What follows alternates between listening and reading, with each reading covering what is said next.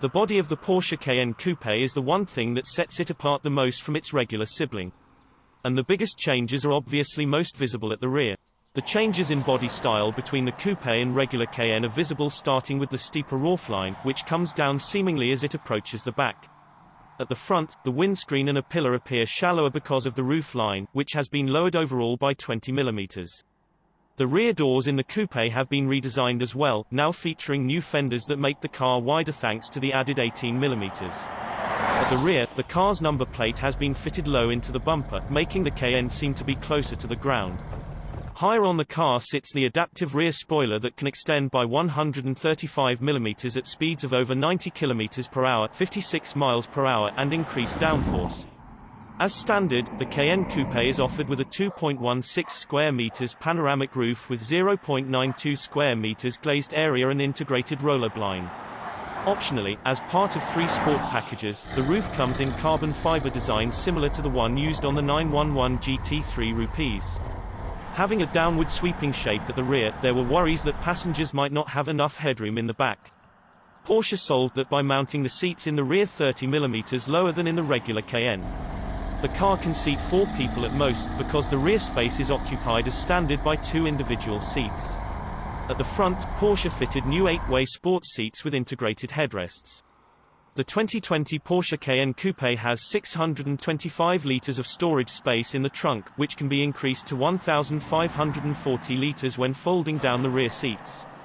With the focus being on making the coupe stand out from the crowd thanks to the design of its body, Porsche didn't waste time and money creating new technologies for the car, and rather borrowed most of them from the regular coupe. That is true for the gadgetry fitted inside the car as well. The car's instrument cluster contains up to 5 digital dials, and there's, of course, the dashboard-mounted touchscreen. When it becomes available in May, the Cayenne Coupe will be offered with a choice of 2 engines.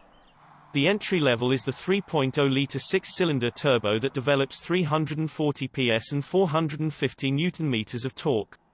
The engine can propel the car from a standstill to 100 km per hour in 6 seconds when the car is fitted with the optional Sport Chrono package. Fuel consumption figures for this engine stand at 9.4 to 9.3 L, 100 km, 25 mpg. The top-of-the-range Cayenne Turbo Coupe sports a 4.0-litre V8 engine that develops 550 PS and can sprint to 100 km per hour in 3.9 seconds, on its way to a top speed of 286 km per hour. All of the safety systems deployed in the regular Cayenne have made their way into the coupe version as well, including the park assist at the front and rear, complete with reversing camera. Since its introduction in 2002, the Cayenne became one of the most important cars in Porsche's portfolio in terms of sales. After discontent surrounding a 4-door Porsche calmed down, the SUV began an ascending route that seems to be unstoppable. In 2018, the Cayenne nameplate alone was responsible for nearly 30% of the carmaker's total sales, selling 71,458 units. A figure that will surely be topped this year given the introduction of the coupe. The Porsche Cayenne Coupe will become available at the end of May.